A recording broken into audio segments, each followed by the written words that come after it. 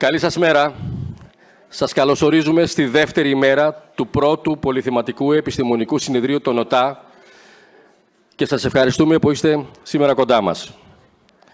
Ευχαριστώ από καρδιάς όλους τους εκπροσώπους της κεντρικής κυβέρνησης, τους περιφερειάρχες, τους δημάρχους, τους γραμματείς των αποκεντρωμένων διοικήσεων, τους γενικούς γραμματείς των Δήμων, όλους τους αντιδημάρχους και φυσικά τα στελέχη της τοπικής αυτοδιοίκησης, τους τεχνοκράτες και τις επιστήμονες. Σας ευχαριστούμε που είστε σήμερα κοντά μας. Είναι τιμή για μας.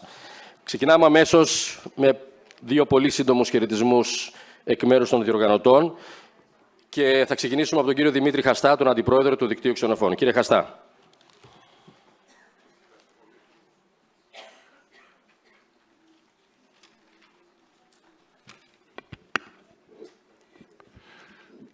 Αξιότιμοι συνέδροι, μέλη του Δικτύου Ξενοφών, περιφερειάρχες, δήμαρχοι, ερετοί, γενικοί γραμματείς και στελέχοι των υπηρεσιών της τοπικής αυτοδιοίκησης, καλή σας μέρα.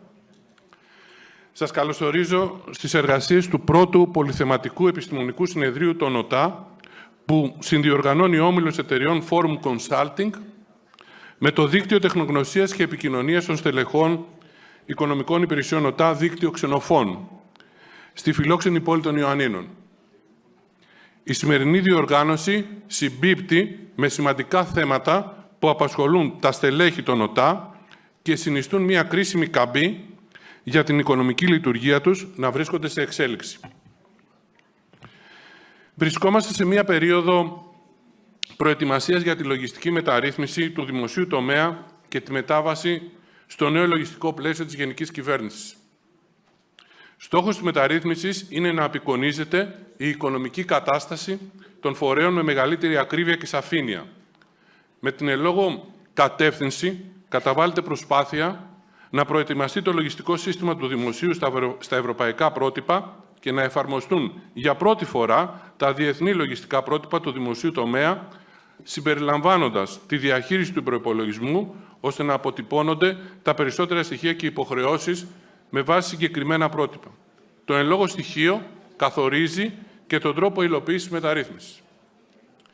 Το ιδιαίτερο χαρακτηριστικό του εγχειρήματος είναι ότι δεν αποτελεί μία απλή αλλαγή της κωδικοποίησης των λογαριασμών προϋπολογισμού και λογιστικής που χρησιμοποιούν οι δημόσιοι φορείς, αλλά κυρίως πρόκειται για μία αλλαγή στη φιλοσοφία και τους κανόνες με τους οποίους αντιμετωπίζονται τα οικονομικά γεγονότα.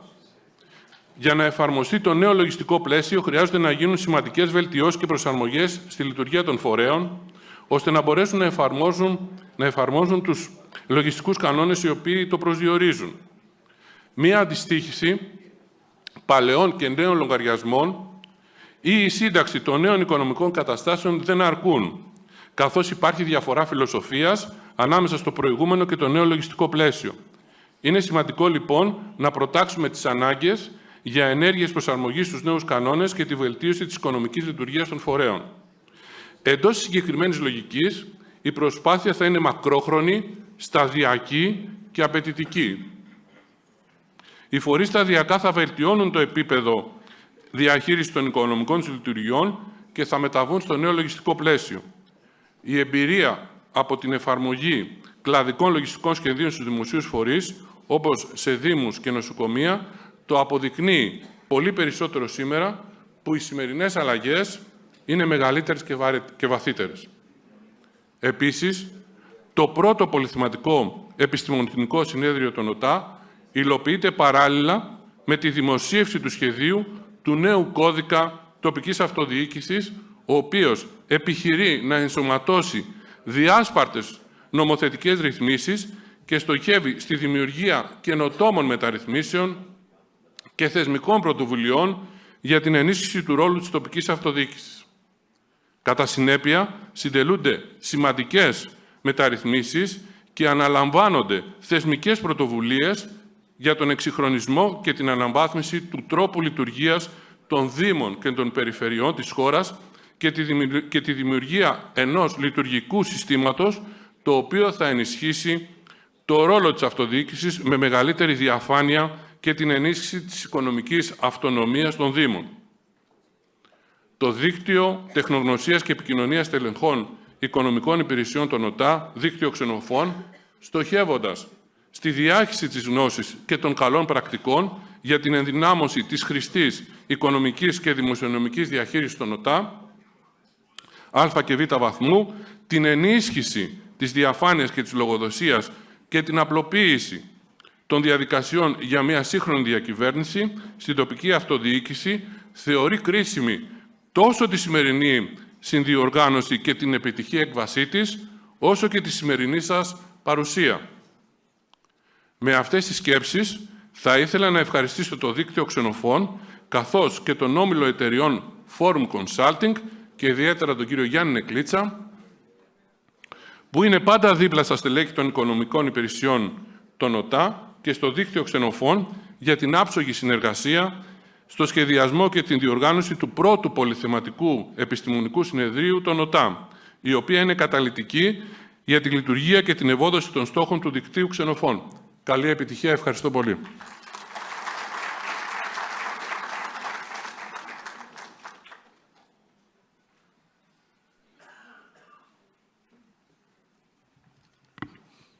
Καλημέρα σας.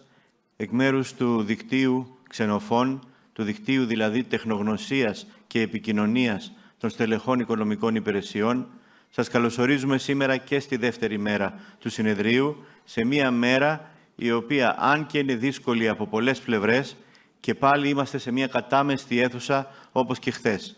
Είναι πράγματι η μεγάλη επιτυχία του συνεδρίου, αυτό που μας γεμίζει χαρά και δύναμη να συνεχίσουμε αυτή την προσπάθεια που έχουμε ξεκινήσει. Θα καλέσουμε τώρα για τον δεύτερο χαιρετισμό την κυρία Ευαγγελία Νίκα, Διευθύντρια Ανάπτυξης και Διοίκησης του Ομίλου Εταιριών Forum Training and Consulting.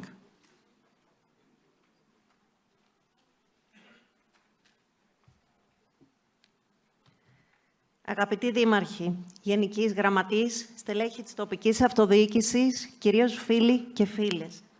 Είναι μεγάλη μου χαρά να βρίσκομαι σήμερα μαζί σας, εκπροσωπώντας τον Όμιλο Forum Consulting, στο πλαίσιο του πρώτου πολυθεματικού επιστημονικού συνεδρίου των ΟΤΑ, εδώ στα όμορφα Γιάννενα, ενός συνεδρίου με ιστορική σημασία, καθώς πραγματοποιείται τη στιγμή που ο νέος κώδικας τοπικής αυτοδιοίκησης διαμορφώνει ένα νέο τοπίο για τη διακυβέρνηση των Δήμων και των περιφερειών της χώρας. Ο νέος κώδικας, όπως ακούσετε και θα ακούσετε από πολλούς ομιλητές, εισάγει ένα σύγχρονο, πιο λειτουργικό και πιο απαιτητικό πλαίσιο που στηρίζεται σε 3 θεμελιώδεις άξονες. Χρηστή οικονομική διαχείριση, διαφάνεια και δημόσια λογοδοσία, αποτελεσματική δημοσιονομική διακυβέρνηση. Στοιχεία τα οποία αποτελούν τις προϋποθέσεις για μια πραγματική, ισχυρή, σύγχρονη και αξιόπιστη τοπική αυτοδιοίκηση. Ως Forum Consulting βρισκόμαστε δίπλα στους ΟΤΑ εδώ και 25 χρόνια και θα συνεχίσουμε να το κάνουμε με την ίδια συνέπεια. Σήμερα περισσότερο από ποτέ απαιτείται επιτελικό μοντέλο διοίκησης, δομές ικανές να ανταποκριθούν στο νέο πλαίσιο λογοδοσίας, ψηφιακά εργαλεία που ενισχύουν την ακρίβεια και τη διαφάνεια, στελέχη καταρτισμένα και δυναμικά και κυρίως μια κουλτούρα δημόσιας διοίκησης που βλέπει μπροστά. Το συνέδριο αυτό, όπως αποτυπώνεται και στο πλούσιο πρόγραμμα που έχετε μπροστά σας, αποτελεί ένα πραγματικό κόμβο γνώσης και τεχνογνωσίας. Πάνω από 70 ομιλητές, εκπρόσωποι της πολιτείας, της επιστημονικής κοινότητας, αυτοδιοίκησης, μοιράζονται εδώ μαζί μας τις εμπειρίες και τις προτάσεις τους. Ως Forum Consulting θέλω να διαβεβαιώσω ότι θα συνεχίσουμε να παρέχουμε τεχνογνωσία υψηλής ποιότητας, να αναπτύσσουμε νέα εργαλεία, λύσεις και εκπαιδευτικές δράσεις και να στεκόμαστε αρρωγοί σε κάθε Δήμο που θέλει να κάνει το επόμενο βήμα. Γιατί η πρόκληση της νέας δεκαετίας δεν είναι μόνο η συμμόρφωση με νομοθετικές αλλαγές, είναι η μετάβαση σε ένα νέο τρόπο σκέψης και λειτουργίας, όπου κάθε πόρος, κάθε διαδικασία και κάθε απόφαση αντανακλά διαφάνεια, αποτελεσματικότητα και κυρίως σεβασμό στον πολίτη. Ευχαριστώ θερμά για την τιμή να απευθύνω αυτό το σύντομο χαιρετισμά σε αυτό το σπουδαίο κοινό σήμερα. Συγχαίρω όλους τους συντελεστές της σημερινής διοργάνωσης, το Δίκτυο Ξενοφών, το Δήμο Ιωαννιτών και φυσικά όλους εσάς που συμμετέχετε σε αυτές τις εργασίες του συνεδρίου, γιατί τίποτα δεν μπορεί να γίνει χωρίς εσάς. Σας εύχομαι καλή συνέχεια στις συζητήσεις σας και καλή επιτυχία στις εργασίες του συνεδρίου. Η γνώση είναι δύναμη και σήμερα τη μοιραζόμαστε όλοι μαζί. Σας ευχαριστώ πολύ. Καλημέρα.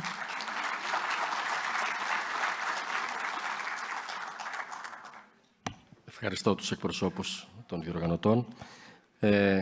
Κύριε Κερμικύρογλου, κύριος Κερμικύρογλου, Γενικός Γραμματέας Ενημέρωσης και Επικοινωνίας. Είναι τιμή που είστε κοντά μας. Παρακαλώ ένα χαιρετισμό.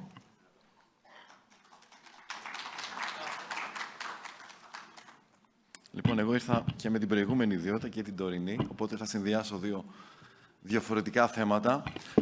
Καταρχάς, κύριε Δήμαρχε, κύριε Γενική, αποτελεί για μένα, κύριε Πρόεδρε, αποτελεί για μένα ιδιαίτερη τιμή να απευθύνω χαιρετισμό σε αυτό το πρώτο πολυθεματικό συνέδριο για την τοπική αυτοδιοίκηση σε μια πόλη που έχει έντονο ακαδημαϊκό χαρακτήρα και ιστορικό και άρα προσφέρεται ουσιαστικά για ένα γόνιμο διάλογο για τις μεγάλες αλλαγές που προωθεί η κυβέρνηση αυτή την περίοδο, τις οποίες θα τις αναφέρει στην πορεία και ο Γενικός, ο Αρμόδιος, και έχουμε αναφερθεί ήδη από χθες ο Αρμόδιος Υφυπουργός, για το νέο κώδικα ουσιαστικά της τοπικής αυτοδιοίκησης, το οποίο ήταν ένα χρόνιο αίτημα και το οποίο έρχεται να κωδικοποιήσει πάνω από 1.000 διάσπαρτες νομοθετικές ρυθμίσεις, να θέσει ένα νέο πλαίσιο διακυβέρνησης, θα έλεγα, συνολικά για τους Δήμους και να βάλει ως επίκεντρο την τοπική ανάπτυξη.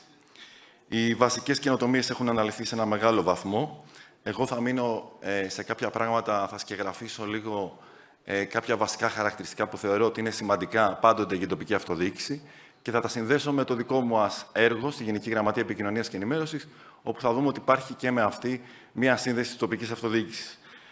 Αρχικά, σε οποιαδήποτε μεταρρύθμιση της τοπικής αυτοδιοίκησης που είναι προφανώς αναγκαία, επίκεντρο πρέπει να είναι η αρχή της επικουρικότητας, δηλαδή η αρχή αυτή που κατοχυρώνεται τόσο στο Σύνταγμά μας, όσο και στον Ευρωπαϊκό Χάρτη Τοπικής Αυτονομίας, υπαγορεύει ότι οι αποφάσεις θα πρέπει να λαμβάνονται στο πλησιέστερο επίπεδο στον πολίτη. Η επικουρικότητα δεν σημαίνει ότι ο Δήμος αναλαμβάνει ό,τι μπορεί να κάνει. Σημαίνει ότι η κεντρική διοίκηση οφείλει να αποδείξει, γιατί μια αρμοδιότητα πρέπει να ασκείται σε κεντρικό επίπεδο και όχι το αντίστροφο. Άρα, αυτή η αντιστροφή του βάρους της απόδειξης είναι καθοριστική για τη φιλοσοφία μιας πραγματικά αποκεντρωμένης διοίκησης. Και δεν είναι μόνο μία νομική έννοια, είναι μια βαθιά δημοκρατική αξία, διότι ουσιαστικά τι κάνει, φέρνει την εξουσία εκεί που πραγματικά πρέπει να ασκείται, κοντά στον πολίτη. Το δεύτερο είναι η αυτονομία. Η αυτονομία της τοπικής αυτοδιοίκησης δεν πρέπει να είναι ένα προνόμιο που παραχωρείται. Είναι μια θεσμική εγγύηση που κατοχυρώνεται και συνταγματικά και ουσιαστικά έχει ως δύο βασικές διαστάσεις τη διοικητική αυτονομία, που εσείς που είσαστε και στις οικονομικές και διοικητικές υπηρεσίες καταλαβαίνετε τι εννοώ, δηλαδή το πώς ουσιαστικά διαχειρίζεστε το προσωπικό σας, το πώς αξιολογείτε το προσωπικό σας, το πώς μπορείτε να προωθήσετε πολιτικές για την ενδυνάμωσή του και την αξιοποίησή του. Και δεύτερον, προφανώς, την οικονομική αυτονομία, δηλαδή τη διασφάλιση επαρκών οικονομικών πόρων, την προβλεψιμότητα των πόρων και ουσιαστικά και τη διαχείρισή τους με ασφαλή κριτήρια, θα έλεγα, διακυβέρνησης που θα πρέπει να έχουν όλοι οι Δήμοι. Και αυτό είναι σημαντικό γιατί η οικονομική διακυβέρνηση περιλαμβάνεται και στο νέο κώδικα με συγκεκριμένες διατάξεις, οι οποίες θα δείτε στην πορεία και έχουν μπει ήδη σε διαβούλευση με τους αρμόδιους εκπροσώπους.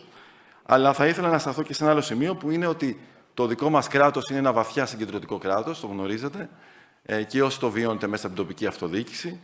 Και αυτό είναι ένα ζήτημα που πρέπει να το αντιμετωπίσουμε, γιατί συνδέεται άρρηκτα και με την περιφερειακή ανάπτυξη συνολικά, η οποία είναι κομβική για το μέλλον. Παραμένουμε μία από τις πιο υπερσυγκεντρωτικές χώρες, άρα η πραγματική αποσυγκέντρωση πρέπει να αποτελέσει ένα μοχλό βαθιάς περιφερειακής ανάπτυξης. Η τοπική αυτοδιοίκηση γνωρίζει καλύτερα τις ανάγκες, άρα είναι μοχλός ουσιαστικά αυτής της περιφερειακής ανάπτυξης και είναι μια αναπτυξιακή στρατηγική που συνδέεται εδώ και με το δικό μας αντικείμενο στη Γενική Γραμματεία Επικοινωνίας, που είναι ο τοπικός τύπος και τα περιφερειακά μέσα. Μιλώντας για περιφερειακή λοιπόν ανάπτυξη και τοπική δημοκρατία, δεν μπορούμε να παραβλέψουμε τον καθοριστικό ρόλο του περιφερειακού τοπικού τύπου. Τα τοπικά μέσα αποτελούν φύλακες τοπικής δημοκρατίας, ελέγχουν τοπική εξουσία, ενημερώνουν τους πολίτες τις αποφάσεις που τους αφορούν και συνδέουν τις κοινότητες με ευρύτερα εθνικά και ευρωπαϊκά ζητήματα. Πολλές φορές, από αυτό που έχω παρατηρήσει εγώ από την εμπειρία μου, είναι ότι είναι και πιο αξιόπιστοι δείκτες ενημέρωσης έναντι των κεντρικών μέσων, διότι η τοπική κοινωνία τους εμπιστεύεται ελαφρώς περισσότερο. Προσφάτως είχαμε ένα νόμο, στη Γενική Γραμματεία λειτουργούν σήμερα 3 μητρώα εντύπου. Και τα λέω τύπου, και τα λέω γιατί πολλές οικονομικές υπηρεσίες συχνά έρχονται να εκδώσουν εντάλματα για να πληρωθούν αρκετά sites ή τοπικές εφημερίδες, οι οποίες όμως πρέπει να είναι εγγεγραμμένες στα μητρώα της Γενικής Γραμματείας Επικοινωνίας και Ενημέρωσης, δηλαδή το μητρό έντυπου τύπου, το μητρό ηλεκτρονικού τύπου και το μητρό περιφερειακού και τοπικού τύπου. Τα μητρώα αυτά διασφαλίζουν την διαφάνεια ιδιοκτησίας, την αξιοπιστία των μέσων και άρα και την πρόσβαση στην κρατική διαφήμιση. Όταν μιλάμε για κρατική διαφήμιση ή για κρατική χρηματοδότηση, οφείλουμε να πηγαίνουμε σε επιστοποιημένα μέσα ενημέρωσης και όχι σε σελίδες που πολύ συχνά έχουν μια αμφίβολη αξία τόσο για την ενημέρωση, όσο και συνολικά για την τοπική κοινωνία. Προσφάτως, είχαμε ένα νόμο που τροποποιήσαμε αρκετά και κάναμε λίγο πιο απλή την ουσιαστικά διαδικασία εγγραφής σε αυτά τα μητρώα. Η Ελλάδα γενικά αναδεικνύεται σε μια από τις πρώτες χώρες που οργανώνουν αυτό το πλαίσιο και σε τοπικό επίπεδο και αυτό έρχεται σε συνέχεια και έχετε να συμπληρωθεί με μια νέα πρωτοβουλία που φέρνουμε που αφορά την αδειοδότηση των περιφερειακών καναλιών. Κάτι πάρα πολύ σημαντικό, γιατί το νέο νομοσχέδιο ουσιαστικά έχετε να απαντήσει σε ένα χρόνιο ζήτημα περίπου 2 δεκαετιών, όπου 86 περιφερειακοί, 90, δεν ξέρω ακριβώς πόσο είναι το νούμερο, έχει αυτή τη στιγμή φτάσει, είχαν ξεκινήσει από 100+, λειτουργούσαν με προσωρινές άδειες.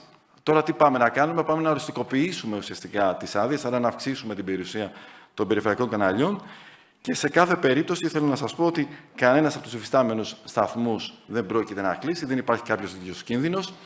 Αντιθέτως, θα θέσουμε προϋποθέσεις αυστηρές για τη λειτουργία τους, τις οποίες όμως, όπως καταλαβαίνετε, οφείλουν όλα τα κανάλια να τις πληρούν.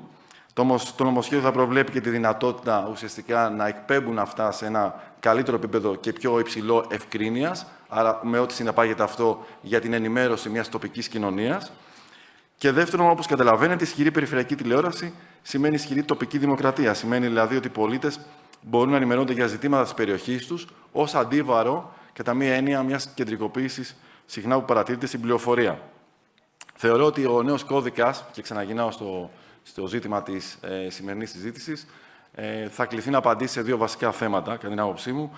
Το πρώτο είναι, όπως το έχουν θέσει συχνά οι δήμαρχοι, σαφής κατανομή των αρμοδιοτήτων, μέσα από την ουσιαστικά αποσαφήνιση των αρμοδιοτήτων μεταξύ των επιπέδων, θα καταφέρουμε να έχουμε πραγματικά επιτελική διοίκηση, δηλαδή να έχουμε ένα στρατηγικό κράτος της κεντρικής διοίκησης και στην τοπική αυτοδιοίκηση να ασκείται η πιο κοντινή, κοντά στον πολίτη διοίκηση και να έχουμε και το δεύτερο κρίσιμο ζήτημα είναι η μεταφορά των πόρων, έτσι ώστε πραγματικά να επιτελούν το έργο τους οι Δήμοι.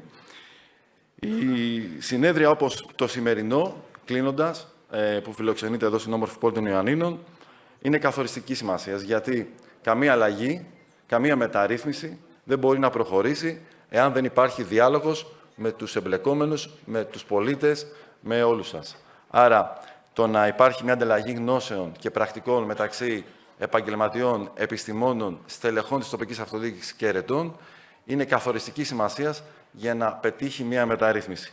Και άρα με αυτά θέλω να σας πω ότι η τοπική αυτοδιοίκηση αποτελεί τη βάση της δημοκρατίας μας και με βάση αυτή την προϋπόθεση θεωρώ ότι θα καταφέρουμε μέσα από γόνιμες συζητήσεις και διαλόγους να καταφέρουμε να έχουμε ένα ορατό αποτέλεσμα για την καθημερινότητα των πολιτών. Εύχομαι καλή επιτυχία στις εργασίες σας και καλή, θα έλεγα, έτσι, ανταλλαγή ωραίων απόψεων. Ευχαριστώ πολύ. Μην κατέβετε όμως από το βήμα ένα δώρο να... Είναι, σημαίνει νίκη και ειρήνη. Σας εύχομαι νίκες σε ό,τι έχετε αναλάβει στα καθήκοντά σας. Σας ευχαριστώ πολύ. Να είστε καλά.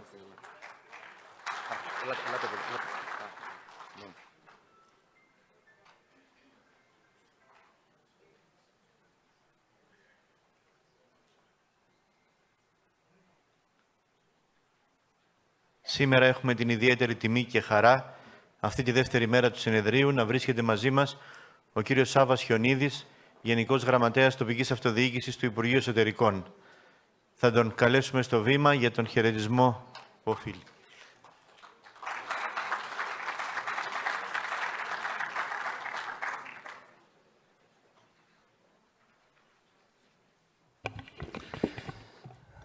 Χαίρομαι ειλικρινά που βρίσκομαι μαζί σας και να ευχαριστήσω πολύ την πρόσκληση, τους διοργανωτές, τον Δήμαρχο Ιωαννιτών, κύριε Αντιπρόεδρε της ΚΕΔΕ, εκπρόσωποι, κύριε Πρόεδρε της ΕΕΤΑ, αγαπητοί συνάδελφοι στην τοπική αυτοδιοίκηση, γιατί προερχόμενος κάποιος από την τοπική αυτοδιοίκηση πάντα είναι στην τοπική αυτοδιοίκηση, γι' αυτό έχω το δικαίωμα να λέω συναδέλφους.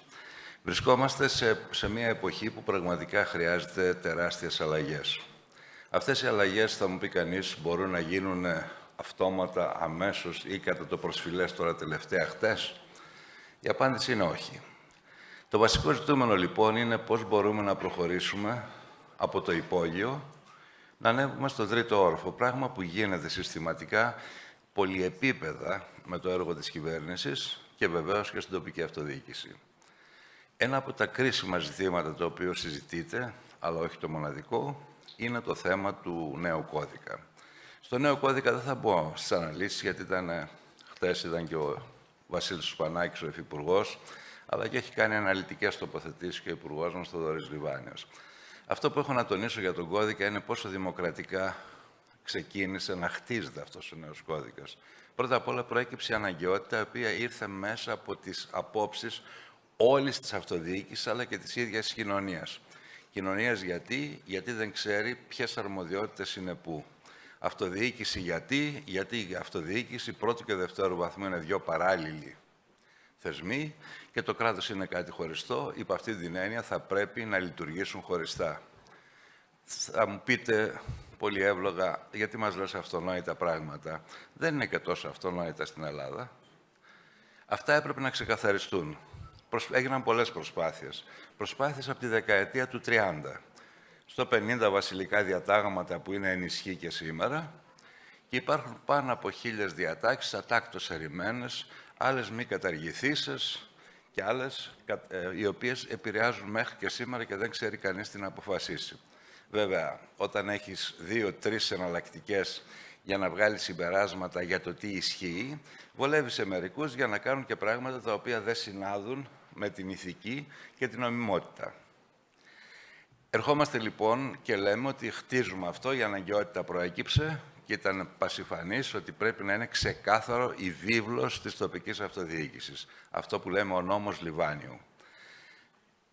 Ερχόμαστε να πούμε το πώς γίνεται αυτό. Συνήθως οι πρακτικές διαχρονικά ήταν να αναθέτουμε σε κάποια μεγάλα δικηγορικά γραφεία ή κάποιο ένα project, το οποίο μας συγγράφουν πράγματα. Εδώ έγινε ακριβώς το αντίθετο.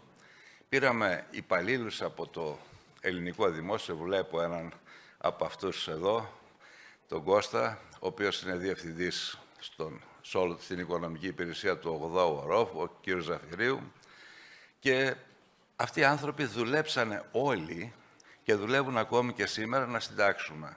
Μόνοι τους? Όχι. Υπάρχουν 5 επιτροπές οι οποίες λειτουργούν και στις οποίες συμμετέχουν δικαστικοί, συμμετέχουν άνθρωποι από τα διάφορα επίπεδα, το ελεγκτικό συνέδριο, από την ΚΕΔΕ, από τις περιφέρειες, από την ΕΜΠΕ και όλοι αυτοί συντονισμένα προχωρούν να βγάλουν αυτό το οποίο δόθηκε ήδη στην αυτοδιοίκηση. Να λοιπόν ένα ακόμα βήμα, ότι πριν να γίνει οποιοδήποτε διαβούλευση κατά τύπης και κατά τον νόμο που θα γίνει όταν έρθει και υποβληθεί για τη Βουλή, αφού θα υποστεί και τη βάσανο και του Συμβουλίου Επικρατείας και όλα τα υπόλοιπα, το νομικό έλεγχο, από εκεί και πέρα έχουμε ένα προστάδιο.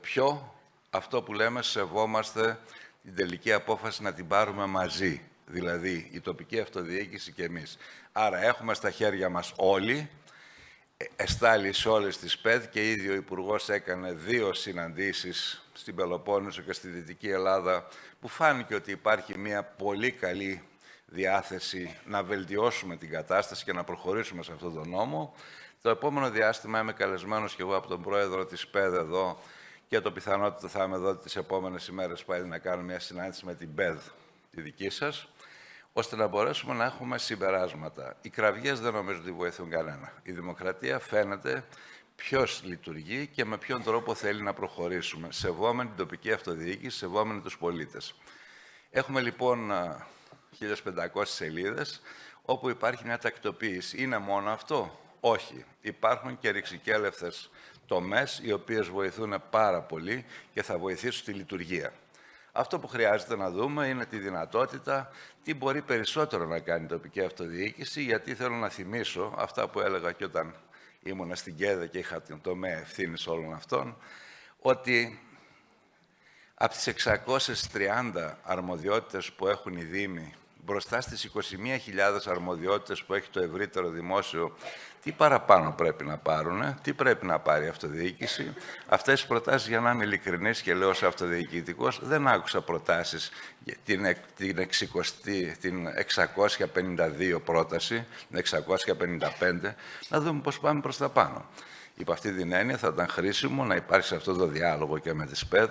Τι είναι αυτό που θα μπορούσαμε να δοθεί στην τοπική αυτοδιοίκηση, γιατί είναι ένας θεσμός τον οποίο η κυβέρνηση και ιδιαίτερα ο Πρωθυπουργός ο Κυριάκος Μητσοτάκης σέβεται πραγματικά. Και αυτό δείχνει τον τρόπο τον οποίο λειτουργούμε. Αν έχω 3 λεπτά ακόμη, λοιπόν, να μιλήσω σε σχέση με τον σεβασμό σημαίνει και τι δίνουμε. Υπάρχει γενικότερα μία αναταραχή, γιατί περάσαμε μια τεράστια περίοδο κρίσης, το ξέρουμε όλοι. Δόθηκαν κάποια χρήματα, μειώθηκαν κάποια έξοδα και αυξήθηκαν κάποια άλλα. Πραγματικά, οι Δήμοι, το ξέρετε όλοι, μιλώ σε ανθρώπους, σε δημάρχους, σε ανθρώπους, σε αυτοδιοίκηση, στελέχη, βλέπουμε ότι πραγματικά στο λειτουργικό κομμάτι υπάρχουν ζητήματα. Γι' αυτό λοιπόν στους μικρούς δήμους, στους ορεινούς και ιδιαίτερα τους μικρούς νησιωτικούς δήμους, δόθηκαν επιπλέον χρήματα, τα οποία σήμερα, με αυτούς που συζητούμε όλους, όχι αυτά που μπορεί να φωνάζουν κάποια στιγμή στις τηλεοράσεις, στο ραδιόφωνο, είναι ευχαριστημένοι σε ένα τεράστιο βαθμό, με ένα τεράστιο ποσοστό. Από εκεί και πέρα σίγουρα χρειάζεται η αυτοδιοίκηση ακόμη περισσότερο. Δηλαδή, υπάρχουν πολλά πράγματα που αυξήθηκαν όπως το ρεύμα και ευτυχώς οι μισθοί, ευτυχώς ακούμε ότι αυξάνονται οι μισθοί, και αυξήθηκαν. Από εκεί και πέρα αυξήθηκε όμως και η ΚΑΠ. Δηλαδή φέτος, το Γενάρη, δόθηκε σχεδόν μία ΚΑΠ, 0,9. Τώρα θα δοθεί 0,85 και πάλι ξύνουμε να δούμε τι καλά αποτελέσματα έχει αυτή η καλή διαχείριση των οικονομικών, ώστε μήπως υπάρξει και κάτι επιπλέον. Άρα θα πάμε λοιπόν σχεδόν σε 2 ΚΑΠ. 1,7 ΚΑΠ επιπλέον για να καλύψουμε αυτά τα έξοδα. Το μείζον όμως θέμα στο οποίο θα σταθώ είναι ότι με αυτή την κυβέρνηση, τα λεφτά που δόθηκαν για αναπτυξιακά προγράμματα είναι της τάξης των 15 δισεκατομμυρίων. 6,5 δισεκατομμύρια είναι μόνο από το Υπουργείο Εσωτερικών. Με 6 προγράμματα, προεξάρχοντος του Αντώνης Τρίτσης με 3,76 δισεκατομμύρια και από εκεί και πέρα 3 δισεκατομμύρια στο ΕΜΕΠΕΡΑ και ούτω καθεξής. Θα δούμε το Ναυτιλίας, όλα τα Υπουργεία με ποιον τρόπο συνεισφέρουν, ξεπερνούν τα 15 δις.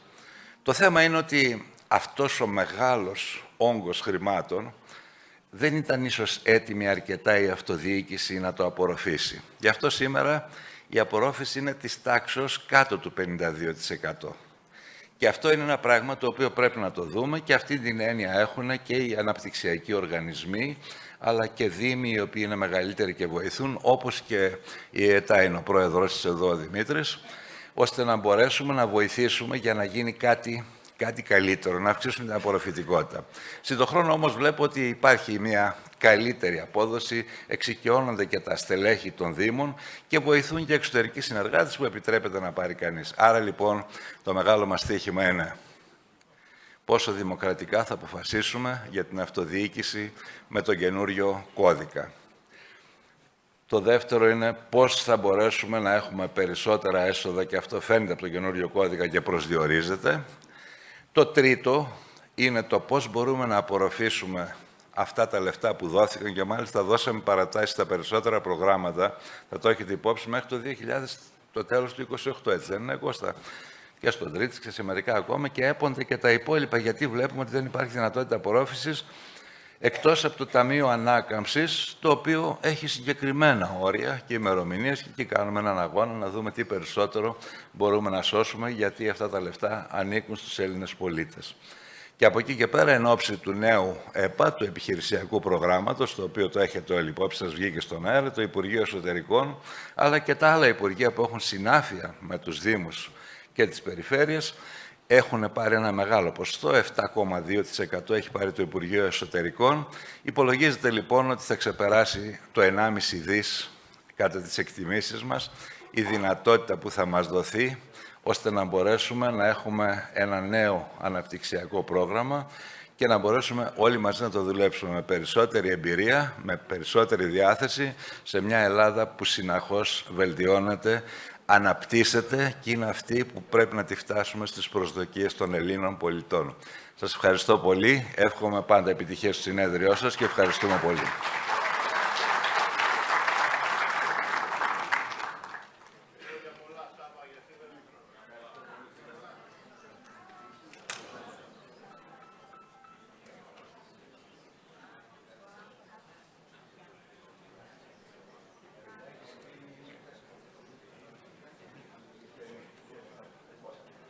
Να καλέσω στο σημείο αυτό για ένα χαιρετισμό τον κύριο Δημήτρη Μαραβέλια, τον πρόεδρο της Ελληνικής Εταιρείας Τοπικής Ανάπτυξης και Αυτοδιοίκησης. Κύριε Μαραβέλια.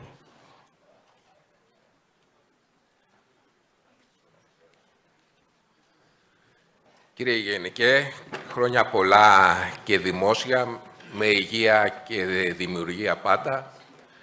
Κύριε Αντιπρόεδρε της ΚΕΔΕ, κύριε Δήμαρχε Αθηναίων, φίλες και φίλοι που υπηρετείτε με τον έναν ή τον άλλον τρόπο αυτόν τον ωραίο θεσμό της αυτοδιοίκησης.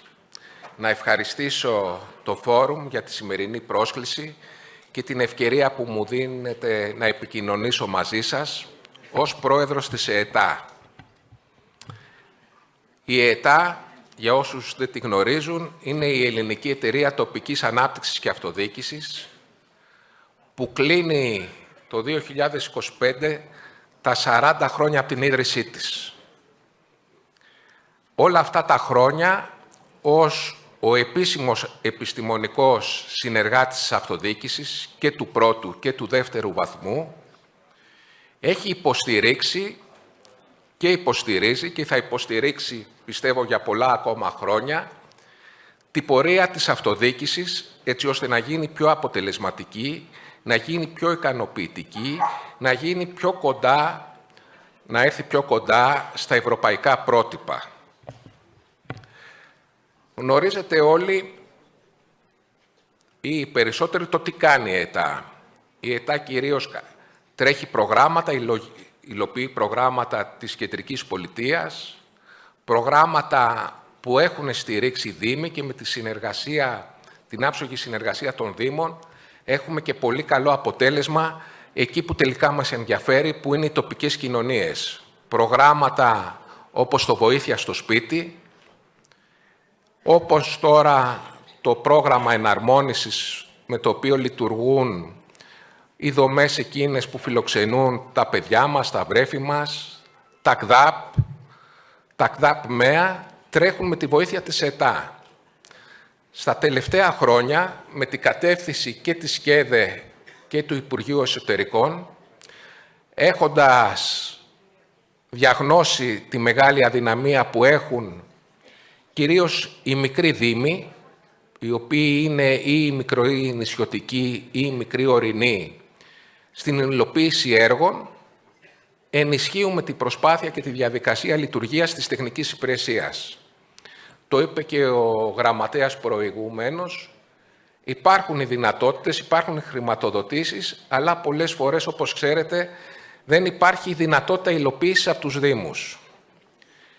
Δυστυχώς, τα στατιστικά δεν μας κάνουν πολύ αισιόδοξους, αν σκεφτούμε ότι πάνω από 83 Δήμοι ή δεν έχουν καθόλου τεχνική υπηρεσία ή είναι υποσελεχωμένοι. Και αυτοί οι μικροί Δήμοι, αυτοί οι αδύναμοι δικαιούχοι κινούνται να κινηθούν σε ένα πλαίσιο που είναι το ίδιο και θα πρέπει να ανταποκριθούν με την ίδια ακρίβεια χρόνου και διαδικασίας που λειτουργεί ο Δήμος Αθηναίων. Αντιλαμβάνεστε το να συγκρίνουμε ως μηχανισμό και δομή υλοποίησης έναν μεγάλο Δήμο όπως είναι ο Δήμος της Πρωτεύουσας με έναν Δήμο τυχαία του Καστελεορίζου, της Ελαφωνήσου, των Αγράφων, αντιλαμβάνεστε την αδικία που υπάρχει.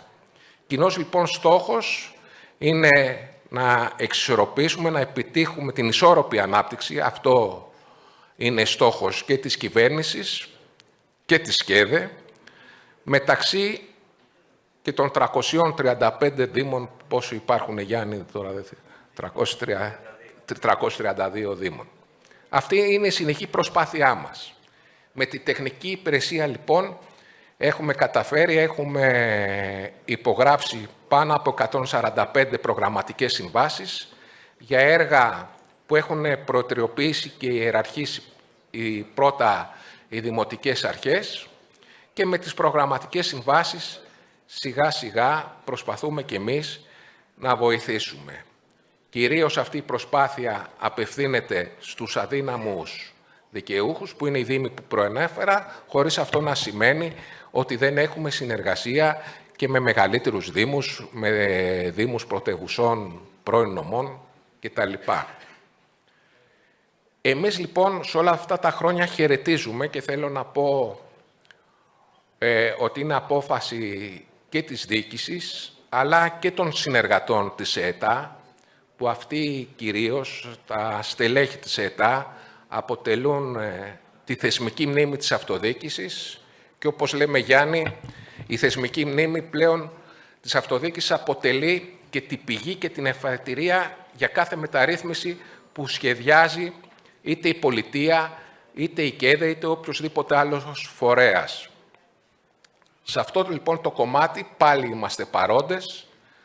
Υπόθηκε, το ξέρετε, θα συζητηθεί και στις γόνιμες εργασίες του συνεδρίου, οι αλλαγές τόσο στο λογιστικό πρότυπο από την καινούργια χρονιά, που είναι υποχρεωμένοι οι δήμοι να τηρήσουν, όσο και ο περιβόητος κώδικας, που πιστεύω ότι θα λύσει πολλά προβλήματα που αντιμετωπίζουν στην πρακτική τους καθημερινότητα οι δήμοι. Η ΕΤΑ, λοιπόν, με την κατεύθυνση και της ΚΕΔΕ και του Υπουργείου Εσωτερικών, και με στο πρώτο για τα λογιστικά πρότυπα, από ό,τι ξέρω, θα κάνουν οι 2 ημερίδες σε συνεργασία με το Υπουργείο Εσωτερικών, με το Γενικό Λογιστήριο του Κράτους. Η μία είναι στην Αθήνα, η επόμενη θα είναι στη Θεσσαλονίκη. Ο διευθυντής μας, ο Διευθυντής Ανάπτυξης, ο κύριος Γούπιος, θα του δοθεί δυνατότητα για περισσότερες αναλύσεις όταν θα πάρει το λόγο, και βέβαια και με τη συνεργασία της ΚΕΔΕ και του Υπουργείου Εσωτερικών, όταν πλέον ψηφιστεί ο κώδικας, θα γίνουν όλες οι απαραίτητες διαδικασίες για να απλοποιηθεί και να μπει πιο εύκολα στη καθημερινή λειτουργία των οργανισμών τοπικής αυτοδιοίκησης. Κλείνοντας, θα ήθελα να πω συγχαρητήρια στους συντελεστές του φόρουμ. Κάθε διαδικασία που έχει σκοπό να ανταλλάξει ιδέες, να μεγενθύνει και να δημιουργήσει καλές πρακτικές, έτσι ώστε επιτέλους να κάνουμε την αυτοδιοίκηση και στη χώρα μας. Την αυτοδιοίκηση που όλοι θέλουμε. Ξέρετε, επειδή έχω υπηρετήσει και αυτόν τον παλιό θεσμό, παλιά παίρναμε ένα πιο έμπειρο δήμαρχο ή κάποιον υπηρεσιακό που έτυχε να γνωρίζουμε πώς θα αντιμετωπίσουμε αυτή την κατάσταση, τι θα κάνουμε γι' αυτό. Ο παλιός δήμαρχος που ανέλαβα εγώ πάντοτε μου έλεγε, παιδί μου, πρόσεξε, γιατί τον αναλαμβάνεις μια καινούργια θέση ευθύνης όπως είναι ο δήμαρχος, θυμίζει τον φόβο και τον τρόμο που έχει ο τερματοφύλακας πριν από το πέναλτι. Δεν ξέρει τι θα πρέπει να αποκρούσεις, ποια δυσκολία θα πρέπει να αντιμετωπίσεις. Άρα είναι πολύ αισιόδοξο αυτό που γίνεται. Πιστεύω ότι μετά από το πρώτο πολυθεματικό να γίνει και το δεύτερο και να αποτελέσει ένα θεσμό, καθώς είμαι σίγουρος ότι τα πλούσια συμπεράσματα που θα βγουν από τις εργασίες του συνέδριου θα είναι πολύ χρήσιμα για την πορεία της αυτοδιοίκησης. Σας ευχαριστώ, και να ξέρετε πως η ΕΤΑ στηρίζει 40 χρόνια και θα στηρίξει και για αρκετά χρόνια στο μέλλον το έργο της αυτοδιοίκησης. Ευχαριστώ πολύ.